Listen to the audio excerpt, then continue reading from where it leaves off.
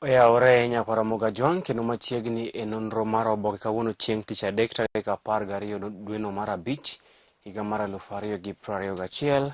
Nyinga Chris Owino. Wan kod oboke adek, The Standard, Daily Nation kaachiel kod The Star. Oboke mokwongo wan kod oboke mar Daily Nation. Oboke mokwongo wan kod oboke mar The Standard. Oboke mokwongo en oboke mar The Standard kendo thor mar wach e nyim oboke mar The Standard en Kenya's top 100 schools revealed. Kenya's top 100 schools revealed. Skunde maber mogik 100 e piny maduong' mar KCSE ne ogol ayanga. Skunde 100 mabeyo kata manotim maber e piny maduong' mar KCPE e pacho kae ne ogol. Ka oboke mar The Standard en kod nying skunde 100 manotim maber e piny maduong' mar KCSE. Ka skul manotim maber e Kenya mangima en Kapsabet Boys mano e kaunti ma Nandi. Namba 2 en Kenya High e kaunti ma Nairobi. Namba 3 en Mangu High School Kiambu. Namba 4 Alliance High School Kiambu. Namba Beach Light Academy Nairobi. Namba 6 St Joseph Girls Kitale Trans Nzoia. Namba 7 en Muranga High School e kaunti ma Muranga. Namba 8 en St Bridget Girls Kiminini mano Trans Nzoia. Namba 9 en Pangani Girls Nairobi. Namba 10 en Maranda High School Siaya. Mago skunde 100 manotim maber e piny maduong' mar KCSE ma pacho kae.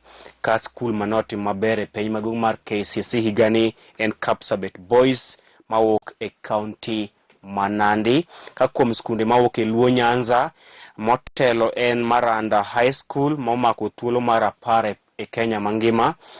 To e Luo Nyanza en motelo. Namba 2 e Luo Nyanza en Asumbi Girls High School mawuok e kaunti ma Homa Bay momako thuolo mar 14 e Kenya mangima. Mago e skunde mag Luo Nyanza manotim maber e piny maduong' mar KCSE. Mano Maranda High School momako thuolo mar namba 10 e Kenya mangima, kaachiel kod Asumbi Girls e Homa Bay momako thuolo mar namba 14 e Kenya mangima. Kata kamano Kapsabet Boys emane otim maber e piny maduong' mar KCSE kiluwe kod Kenya High, Mangu High School, Alliance Light Academy e kind mamoko. Ito oboke mar adek lose wi nyathi moro kata japuonjre manyako miluongo ni Charity mane otimo penj e gwenge mag Kisii. Kata nonyuol e chieng' mane otimo penj, kata kamano otimo maber bang' yudo mean grade mar B-. Nyathi manyako kata japuonjre manyako ne miluongo ni Charity ne onyuol e kinde mane otimo penj maduong' mar KCSE e gwenge mag Kisii. Kata kamano otimo maber e penj mar KCSE kendo noyudo mean grade mar B-. Ito oboke mar 4 loso e skunde manotim maber e pacho ka skunde 100 mane oyudo duoko makare kata mane otelo e penj maduong' mar KCSE. Kaselero ni skul manotim maber mogik en Kapsabet Boys mawuok e kaunti ma Nandi kiluwe kod Kenya High, Mangu High School, Alliance. Kadhi kamano mago skunde moko kuom skunde manotim maber mogik e piny maduong' mar joklas 12 KCSE.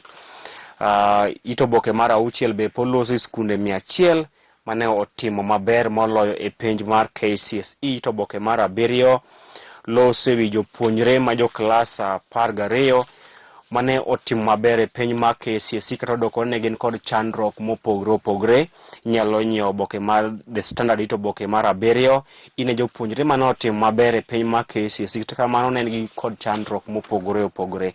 Ito oboke mar 8 nyaka ito oboke mar 9 pod loso mana ewi mor kod ilo ne jopuonjre mane otimo maber moloyo e penj maduong' mar KCSE. En celebrations galore, mor gi ilo ne jopuonjre mane otimo maber e penj mar KCSE. Ito oboke mar 10 Senator Mogwel Isaac Mwaura ne owito lemo mare ka Senator Mogwel. Kata kamano doho ne owacho ni obro dhi nyime bedo Senator Mogwel nyaka doho ng'ad bura ewi bura mar thiche oko kaka Senator Mogwel mar duond od bura mar Jubilee.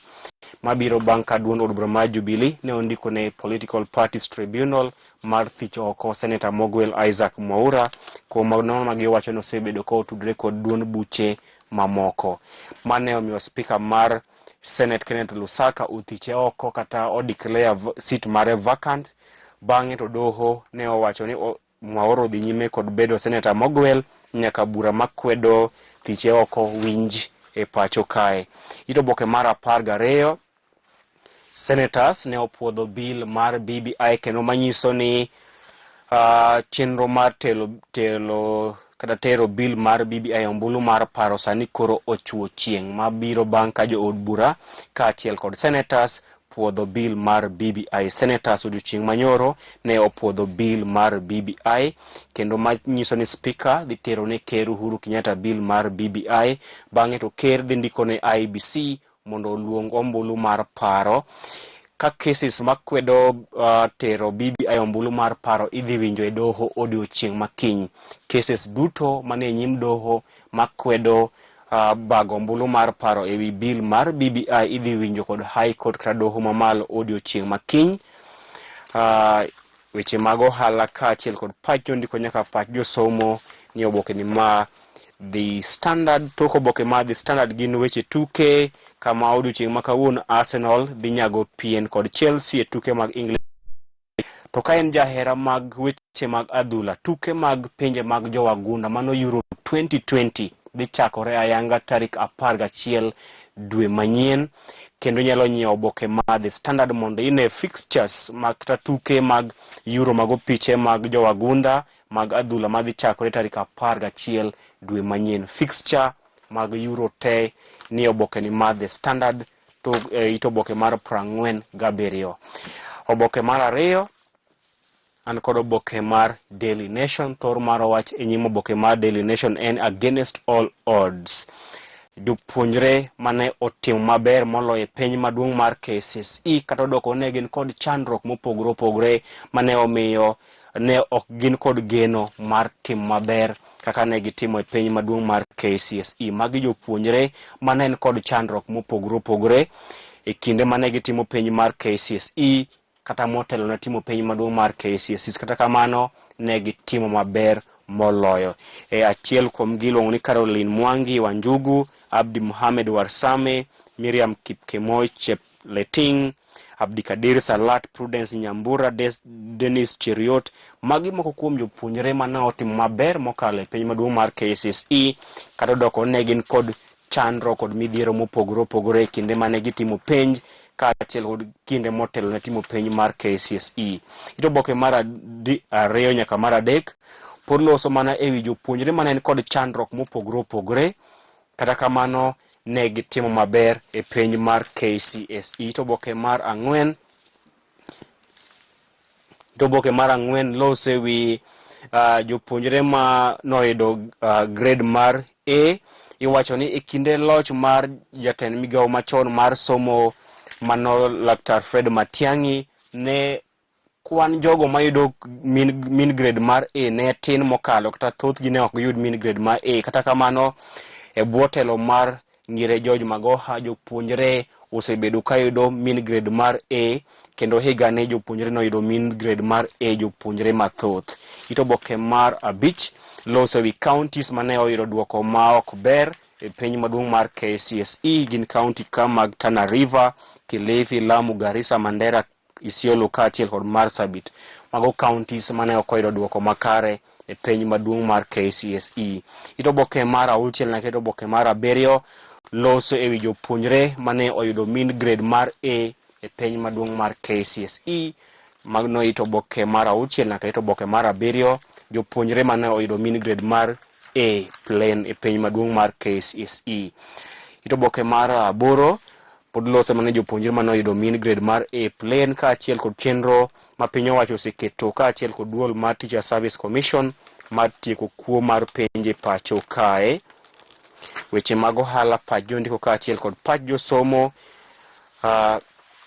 Tok oboke ma Daily Nation en ywaruok e kind piny Kenya kod Somalia kama koro piny Kenya ochungo safar duto mag ndege kata ndeke mawuok e pacho kae nyaka piny Somalia kaachiel kod safar duto mag ndeke mawuok e piny Somalia nyaka e pacho kae. Oboke mogik an kod oboke ma The Star kama thor mar wach e nyim oboke mar The Star en ni we've ordered 30 million doses of Johnson. We've ordered 30 million doses of Johnson.